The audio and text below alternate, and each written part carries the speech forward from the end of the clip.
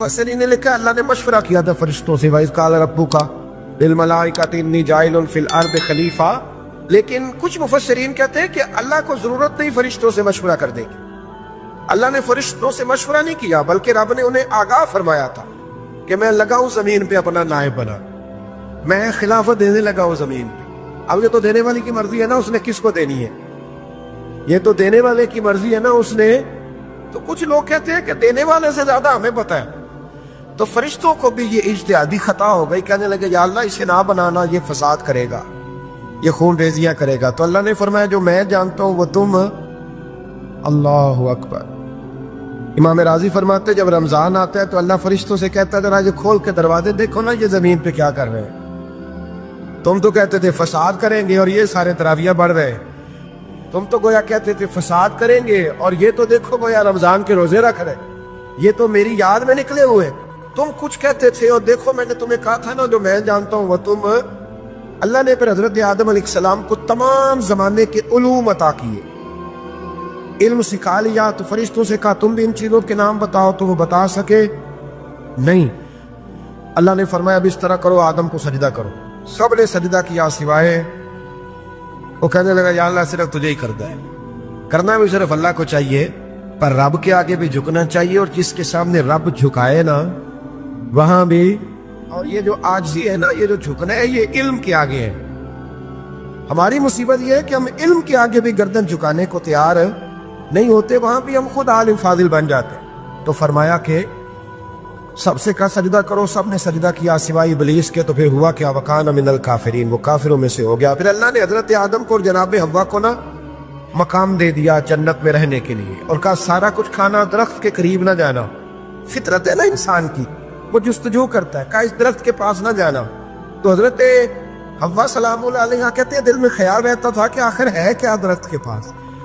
यही इंसान का अकीदा तौहीद है कि जहां से रब मना कर दे वहां वो मना हो जाए। और ये उनकी खता नहीं थी, ये अल्लाह की हिकमत थी, चूंकि रब ने तो पहले कह दिया था बनाया ही जमीन के लिए, तो ये तो सारा कुछ होना था तो जमीन पे आना था ना।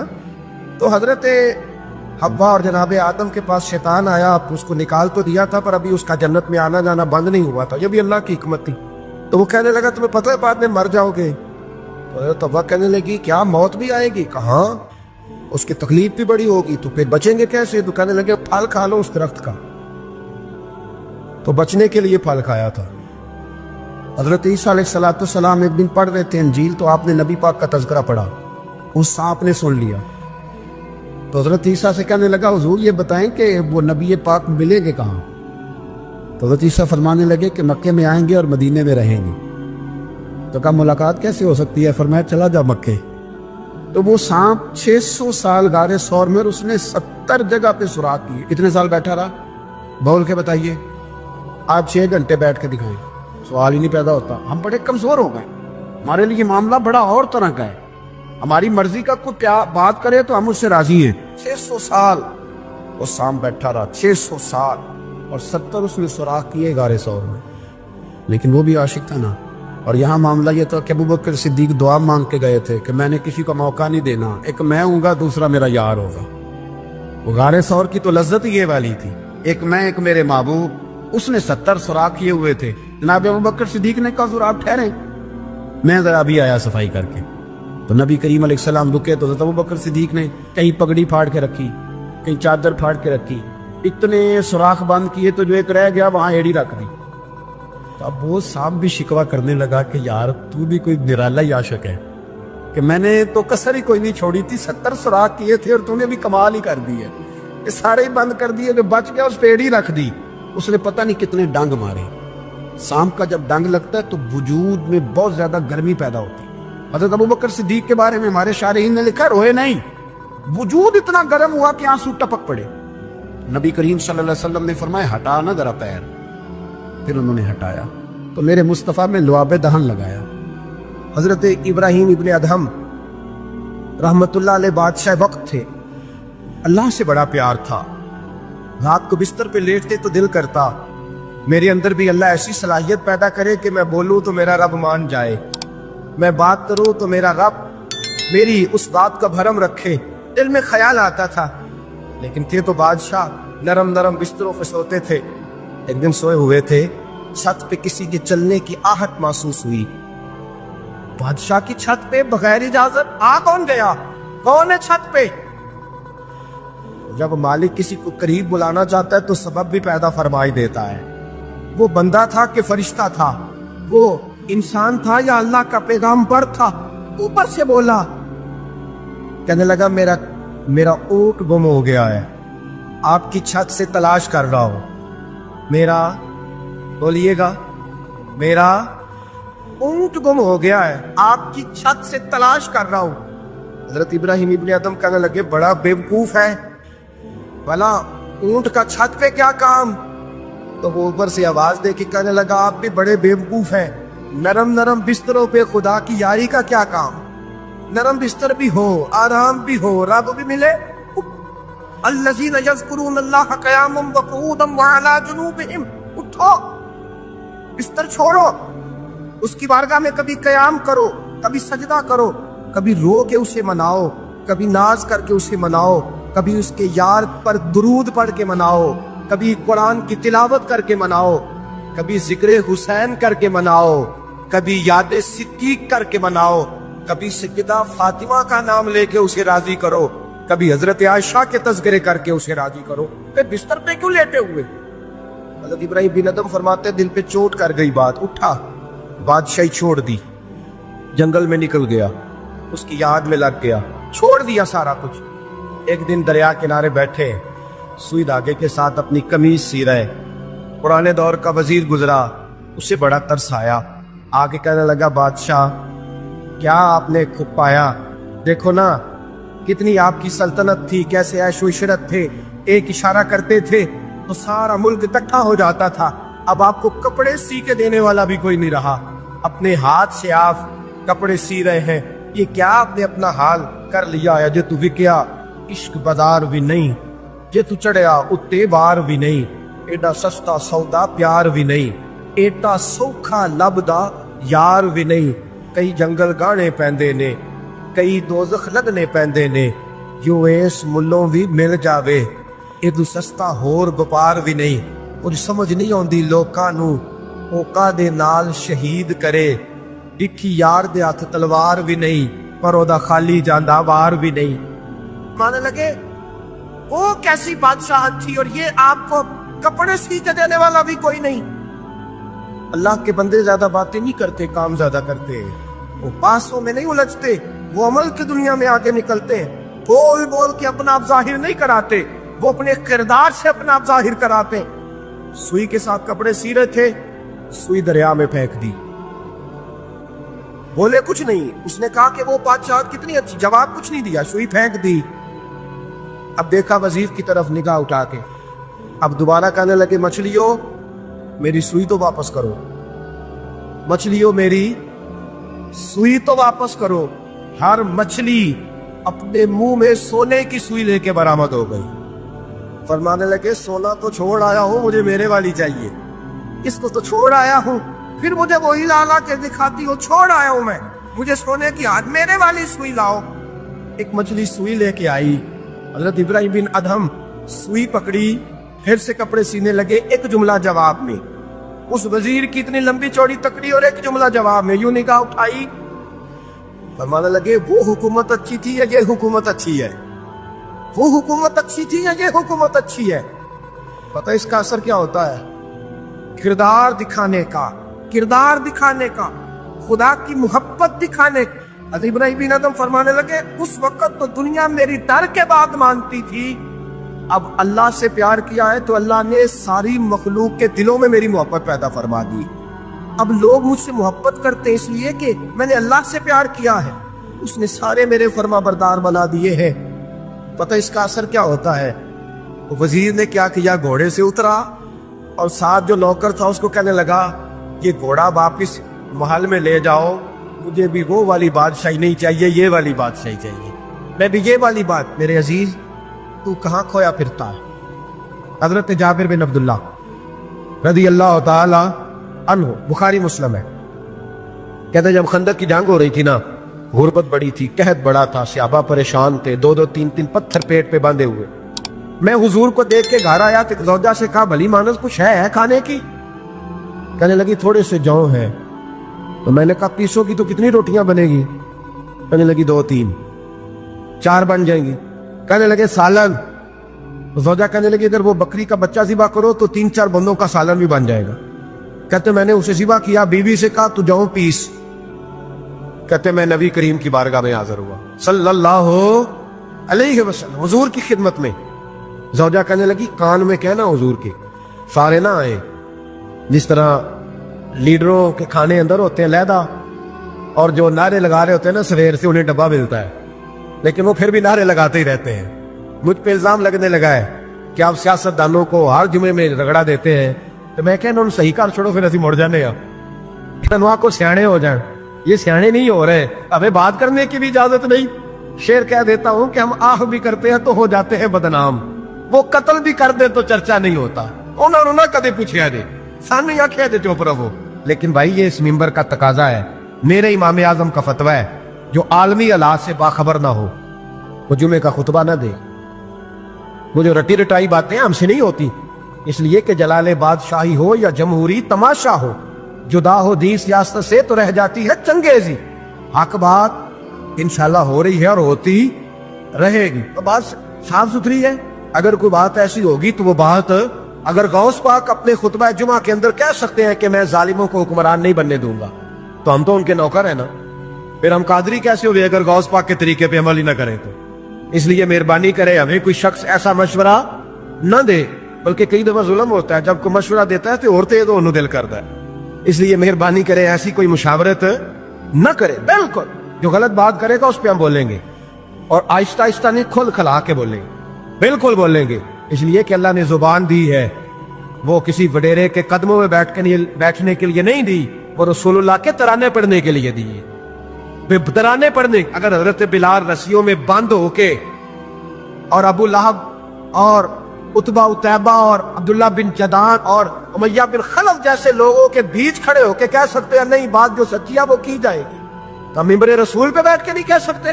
اپنے بھی خفا مجھ سے ہے، بیگانے بھی ناخوش، میں زہر حلال کو کبھی کہہ نہ سکا کن، میں کہتا ہوں وہی بات سمجھتا ہوں جسے حق نے ابلائے مسجد ہوں میں توحید کا فرزند۔ اس لیے کوئی شخص اس نہ سمجھے۔ ہاں یہ بات علیحدہ ہے کہ ہمارا سیاسی ایجنڈا کوئی نہیں، ہمارا ایجنڈا رسول اللہ کی نوکری ہے صلی اللہ علیہ، سیاسی ایجنڈا کوئی نہیں۔ اللہ کے وقت کی محبت تو سیاست کا چلن چھوڑ دیا، ہم اگر عشق نہ کرتے تو حکومت کرتے، وہ بات علیحدہ ہے۔ ہمارا علام دام پر سر مطلب حضرت جابر بن عبداللہ رضی اللہ تعالیٰ عنہ کہتے زوجہ نے کہا کان میں کیا نام، میں نے کان میں جا کے کہا حضور 2-4 بندوں کی روٹی ہے، آ جائیں کھانا کھا لیں۔ وہ والا رنگ نہیں تھا نا کہ لیڈروں کا کھانا اور کارکنوں کا کھانا چلو اور گل کر لینی، پیران دی یخنی تے روٹیاں پہ ہو کے کہندے حضرت جی بیمار نے تے مرید لنگر کھانے دے جی شفا ہے، تے میں کہا تم ہی کھا مار تینوں بھی شفا ہو جائے گی، تو اپنے لیے تے چوری پکائی اندر۔ یہ رنگ وہاں نہیں تھا۔ میرے نبی پاک سید عالم صلی اللہ تعالی علیہ وسلم کے کان میں کہا حضور 4-5 بندوں کی روٹی ہے۔ حضور باہر نکلے خندق سے، باہر نکل کے فرمایا چلو بھائی سارے، جابر نے کھانا پکایا ہمارا۔ حضرت جابر کہتے ہیں میں نے دوڑ لگائی گھر آ گیا، اور میں نے کہا تجھے تیری مار ہوئے، حضور تو 1000 سے زیادہ بندہ لے کے آ رہے ہیں۔ تو کہتی تو نے کہا نہیں تھا نبی پاک سے 4-5 بندوں کا ہے۔ حضرت جابر کی زوجہ کا عقیدہ سنو، کہنے لگے میں نے تو کان میں کہا تھا، دوسرے نے سنا بھی نہیں، وہ تو حضور نے کہا سارے چلو۔ تو کہتے ہیں زوجہ مجھے تسلی دینے لگی، کہنے لگی بس پھر جو نبی آ رہے ہیں وہ انتظام بھی کرائیں گے، جو آ رہے ہیں وہ انتظام بھی کرائیں گے۔ کیا کام مولانا حسن رضا نے قلم توڑ دیے، کہنے لگے آج جو عیب کسی پر نہیں کھلنے دیتے، آج جو عیب کسی پر نہیں کھلنے دیتے، ارے کب وہ چاہیں گے میری حشر میں رسوائی ہو، دل میں ہو یاد تیری کوچائے تنہائی ہو، پھر تو خلوت میں عجب انجمن آرائی ہو۔ کہتے ہیں حضور آئے 1000 سے زیادہ کا لشکر لے کے، اور مجھے فرمانے لگے روٹیاں نہ پکانا، پہلے آٹا میرے پاس لاؤ، اور چولہے سے کھانا نہ اتارنا، مجھے لے جاؤ۔ کہتے ہیں میں نے سالن بھی پیش کیا، روٹیاں بھی۔ حضور نے تھوڑا سا لواب دہن آٹے میں ڈال دیا، لواب دہن، تھوڑا سا لواب دہن ہنڈیا میں ڈال دیا، فرمایا اب نکالتے جاؤ اور کھاتے جاؤ، میرا جھوٹا ہو گیا اب نکالتے جاؤ۔ حضرت جابر بن عبداللہ کہتے ہیں 1400 بندے نے کھایا، ہمیں نہیں پتا روٹیاں کدھر سے آئیں، اتنی برکت ہوئی پتہ نہیں کدھر سے آئی، سالن پتہ نہیں کدھر سے آیا۔ کہتے سارے سیر ہو کے کھا لیا تو فرمایا چلو بھی جاؤ جا کے کام کرو. مجھے فرمانے لگے اب تو بھی کھا, آ جا بچے بھی بلا. کہتے سب نے کھایا. حضور اٹھ کے جانے لگے تو فرمایا ذرا روٹیاں دیکھ, پہلے زیادہ تھی کہ اب زیادہ ہے, ذرا دیکھنا سالن پہلے زیادہ تھا کہ اب زیادہ ہے. تو میں نے کہا نہیں حضور پہلے سے زیادہ ہے, میرے محبوب کے تبرک میں اتنی برکت ہے. تو حضور کے وجود سے جو چیز لگ جائے تو اسے قیمتی نہیں سمجھتا. کہاں بیٹھ کے دین پڑھا ہے, یا ہمیں سمجھا لے یا پھر ہم تجھے سمجھائیں. صحیح تینوں سمجھائیے تو صحیح کر کے سمجھائیے. ان لوگوں کو گمراہ کرتے ہو, اتنا غلط نظریہ, اس قدر غلط سو. میں نا غار ثور پہ چڑھنے لگا تو مجھے وہاں ایک نیچے صاحب مل گئے, کہنے لگے کی لین چلے ہو. میں کہ تینوں اسی اتھوں میں نہیں پوچھ کے آیا جدو کرو آئے ہیں, اتھوں میں نہیں تینوں پوچھنا بے لیا, تو غلط فہمی دا شکار ہے. کہنے لگا وہ تو حضور تو کام سے گئے تھے, آپ کو کیا کام ہے. میں کہ ایسے لئے ٹائم نہیں تیرنا گل کرن دا, اس وجہ سے کہ سانو تے غار ثور پہ یاد آؤں دی.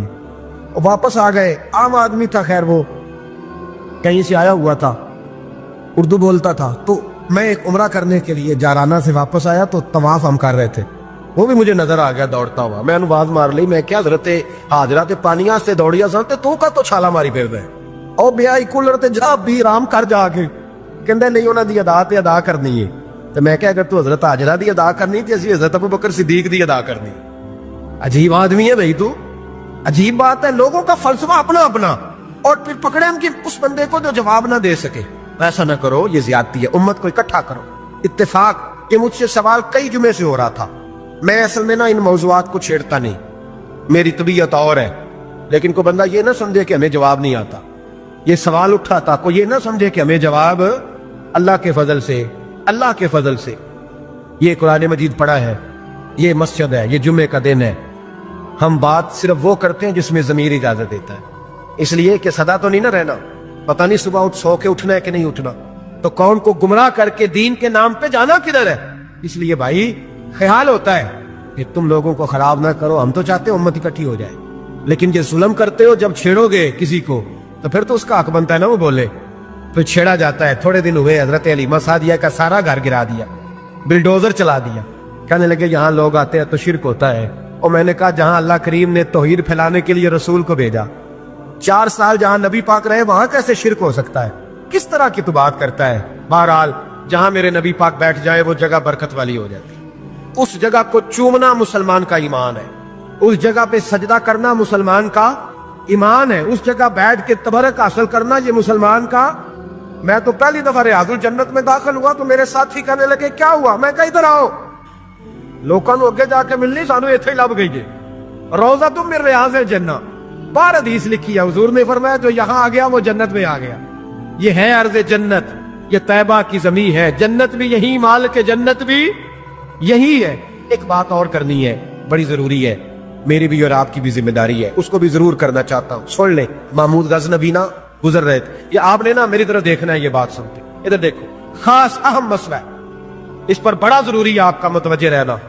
محمود غزنوی کہتے ہیں میرے دل میں خیال آیا کرتا تھا ہمیشہ کہ میں واقعی سبکتگین بادشاہ کا بیٹا ہوں یا معاذ اللہ میرا باپ کوئی اور ہے. اور ایک خیال مجھے آتا تھا کہ قیامت واقعی قائم ہوگی, شک رہتا. اور تیسرا میرے دل میں خیال آتا تھا کہ یہ مولوی بیچارے کمزور سے ہوتے ہیں, تو حدیث پاک میں آتا ہے کہ علماء نبیوں کے وارث ہیں. تو یہ واقعی حدیث سچی ہے یا مولویوں نے اپنی شان کے لیے بنا لی ہے؟ کہتے شک تھے 3, میں کہتا نہیں تھا کسی سے, پر دل میں رہتے تھے. ایک دن میں ہندوستان کی ایک گلی سے گزر رہا تھا تو دین کا ایک طالب علم نے کونے میں بیٹھ کے, تھڑے پہ پھٹے پہ بیٹھ کے نا سبق یاد کر رہا تھا. اسے جب سبق بھول جاتا نا تو ایک ہندو کھتری کی دکان تھی, اس کے اندر چراغ جل رہا تھا اور ایک چھوٹا سا روشن دان تھا, اینٹ نکلی ہوئی تھی, وہاں سے نا ایک کرن بار آ رہی تھی روشنی کی. تو وہ طالب علم جب سبق بھول جاتا تو کتاب روشنی کے آگے کرتا, عبارت دیکھتا, پھر کونے میں جا کے یاد کرتا. محمود کہتے ہیں مجھے بچے کا ذوق بڑا اچھا لگا, میں نے اسے بلایا.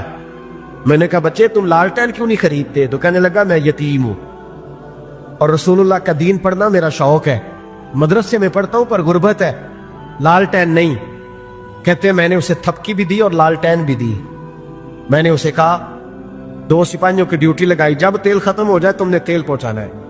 محمود کہتے ہیں زندگی میں بڑی نیکیاں کی تھی پر اتنا سکون آج ملا پہلے کبھی نہیں ملا تھا. کہتے ہیں شاہ کی نماز پڑھی تو دل میرا ٹھنڈا ٹھنڈا ٹھار, پھولوں کی سیت پہ میں سویا.